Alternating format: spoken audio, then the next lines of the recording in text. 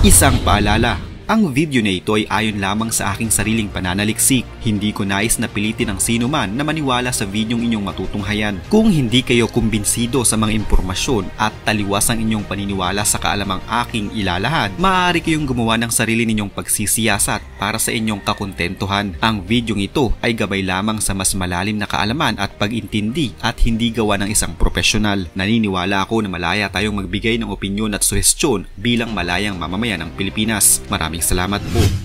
Ang militar ng China ay mas malakas at mas malaki kahit saang parte natin titingnan.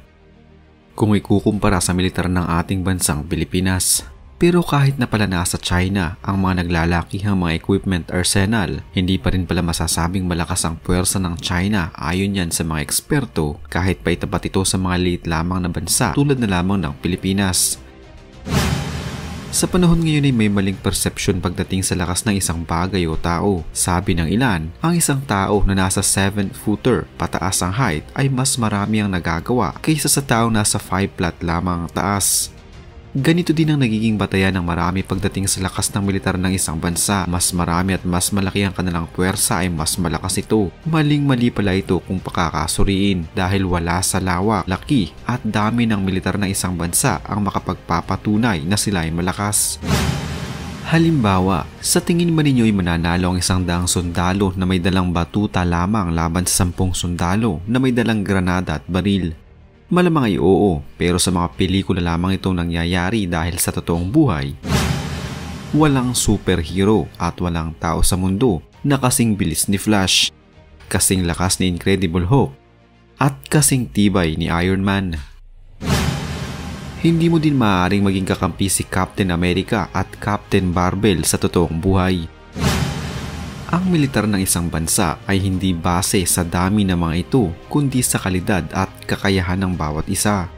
Ito ay kung paanong maliit lamang na puwersa ay napaka-epektibo basta dumaan sa tamang pagsasanay at disiplina na sinamahan pa ng tapang at diskarte. Ang persepsyon na ito sa kasalukuyan ay maihahalin tulad natin sa bansang China at Pilipinas. Ang mala David at Goliath na tapatan ng dalawang bansang ito sa South China Sea ng China at West Philippine Sea naman ng Pilipinas. Alam halos lahat ng marami na ang bansang China ay isa sa may pinakamalaking puwersang militar sa buong mundo.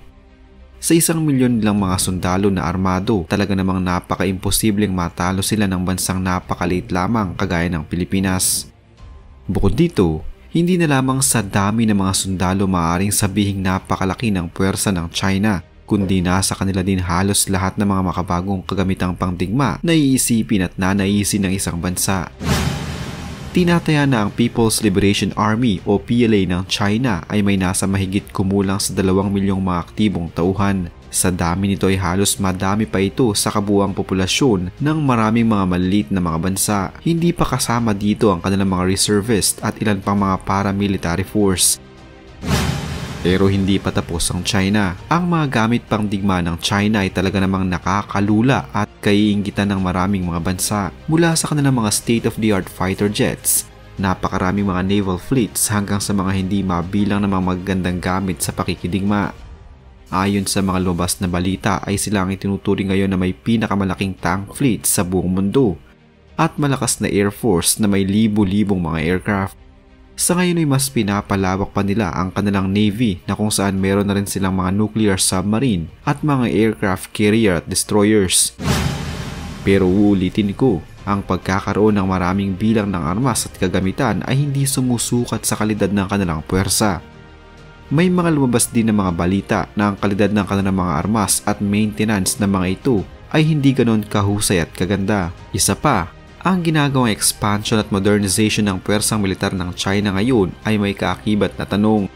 Naging maayos ba ang mga tauhan nito at dumaan sa tamang pagsasanay? Handa ba ang mga ito kung sakaling sumabak sila sa biglaang labanan? Kaya ba nilang gamitin ang mga ipinagmamalaki nilang mga kagamitan? Kaya totoo na hindi sa dami ng armas at tauhan ang maaaring pagbasehan upang sabihin na malakas ang puwersa ng isang bansa, kundi ang kalidad ng kanilang mga kagamitan, tamang pagsasanay sa kanilang tauhan, karanasan sa pakikipaglaban at diskarteng pangmalupitan. Sa kabilang banda ay naroon naman ang ating bansa. Maliit lamang, kaya naman hindi na din nakapagtataka na maliit lamang ang ating pwersang militar. Pero ayon nga sa isang kasabihan, small but terrible. Hindi nasusukat sa liit ng isang bansa at ng kanilang pwersang militar ang kakayahan nito upang magtagumpay. Ang militar ng Pilipinas na hindi naman kasing laki ng militar ng China ay kilala pagdating sa pagkakaroon ng magagandang kagamitan, mga sundalong dumaan sa maayos na pagsasanay at puwersang hinasana ng karanasan.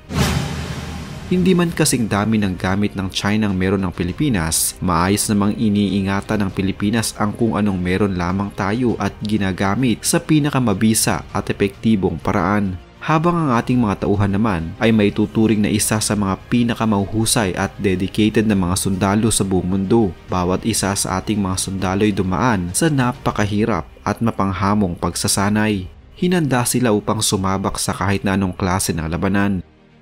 Hindi din naman ito tungkol sa mga tauhan natin at sa kanilang mga gamit, kundi tungkol din ito sa ginagamit nilang estratehiya at diskarte na tanging mga Pilipinong sundalo lamang ang makakaisip. Ang kanilang mga mahuhusay na estratehiya ang nagpapalakas sa ating mga sundalo. Kasama na dito ang kanilang hindi basta-basta pagsuko at determinasyon sa kahit anong klase ng labanan. Ang mga kalidad na ito na taglay ng mga sundalong Pilipino ang nagpapatunay na kaya nating lumaban kahit na kanino pang bansa, at ang kalidad na ito ang siyang nagbibigay ng alab sa apoy ng bawat Pilipinong sundalo upang makipaglaban at manindigan sa ating mga nasasakupan. Huwag din nating kakalimutan na mas nagkakaisa ang mga Pilipinong sundalo kaysa sa ibang mga sundalo. Sinusuportahan nila ang isa't isa upang mas maging epektibo ang bawat nilang laban. Kaya kung may magsasabi na ang China ay mas malakas kaysa sa Pilipinas dahil sa laki ng puwersa, isa lang ang iisipin ng maraming eksperto: quality over quantity. Hindi ang mga bagong gamit at maraming bilang ng sundalong nagpapalakas sa puwersa ng Pilipinas, kundi ang kanilang pangako sa bansa na poprotektahan nila ito sa matalino at mas madiskarteng pamamaraan. Bukod dito, isa pa sa magpapalakas sa isang puwersang militar bukod sa kalidad ng kanilang mga gamit at sundalo ay ang karanasan nila mismo sa mismong labanan. Kung titingnan ng China, sa kabila ng pagkakaroon ng malaking puwersa, ang militar ng China hindi pa pala nakaranas na sumabak sa isang malaking labanan mula noong 20th century. Ang may tuturing na major at huling gyerang kanilang nasangkutan ay ang Sino-Vietnamese War na nagtapos noong taong 1979 na humigit kumulang 4 na dekada nang nakakaraan. Batay dito, masasabi nating hindi pa gaanong nasubukan ng China ang sumabak sa totoong labanan. Totoo na dumaan sila sa maraming mga simulations at mga drills, pero malaki ang diferensya nito kung isasabak ang isang sundalo sa totoong labanan. Sa kabilang banda naman ay nariyan ang Pilipinas. Ang mga sundalo natin ay sumabak mula sa external hanggang mga internal conflicts. Mula sa mga pag-aalsa at rebelyon hanggang sa pakikipaglaban sa teritoryo, ang puwersa ng Pilipinas ay parating sumasalang sa mga makatotohanang labanan na siyang mas nagpapalakas sa kanila at humasa sa kanilang kakayahan. Natuto silang gumamit ng kung ano lamang ang meron sila at kaya nilang makipagsabayan sa mas malalaki at mga puwersa na may mas makabagong kagamitan. Na-develop nila ang kanilang husay sa paggawa ng mga estratehiya at taktika mula sa mga karanasan nila sa totoong labanan. At ito ay isa sa pambihirang kakayahan na hindi maaaring magaya at makuha ng sinuman. Sa isang totoong labanan, mas nakakalamang palagi ang mga sundalong may karanasan kumpara sa mga baguhan. Kagaya na lamang na alam nila ang mga mangyayari. Alam nilang diskartehan ang isang labanan dahil napagdaanan na nila ito. At ang mahalaga ay natuto na sila sa kanilang mga naging pagkakamali noong una nilang maranasan ang ganitong mga sitwasyon. Naiintindihan nila ng mas maayos sa mga nangyayari dahil na din sa kanilang karanasan. Ang karanasan na ito ng isang bansa ang masasabi nating bentahin natin laban sa ibang mga bansa.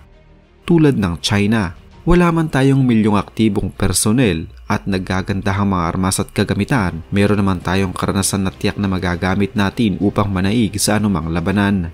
Hindi din masusukat sa dami ng gamit ang puwersa ng isang bansa, kundi kung paano gagamitin ang mga ito. Kasanayan ng mga gagamit nito, mismong kalidad ng mga gamit at ang maintenance ng bawat armas. Dahil ang isang puwersa na may mas kakaunti subalit well-maintained na mga armas ay higit na mas malakas kaysa sa puwersa na may napakaraming mga armas nang hindi naman na-maintain ng maayos. Isa pa sa nagpapalakas sa ating mga sundalo kumpara sa sundalo ng ibang mga bansa bukod sa karanasan ay ang disiplina nila sa sarili at moral sa kanilang tungkulin. Ang Pilipinas ay maaaring maliit lamang ang puwersang militar, subalit dahil sa kalidad ng ating mga sundalo at gamit, tiyak na mas malakas tayo kumpara sa China na may maraming bilang ng mga sundalo at armas pero walang sapat na karanasan at diskarte sa pakikipaglaban. Muli, hindi ito tungkol sa kung sino ang may mas malakas at maraming bala, kundi tungkol ito sa kung sino ang kakaunti lamang ang bala. Pero kung ititira ay siguradong bullseye at walang mintis. Tandaan, quality over quantity.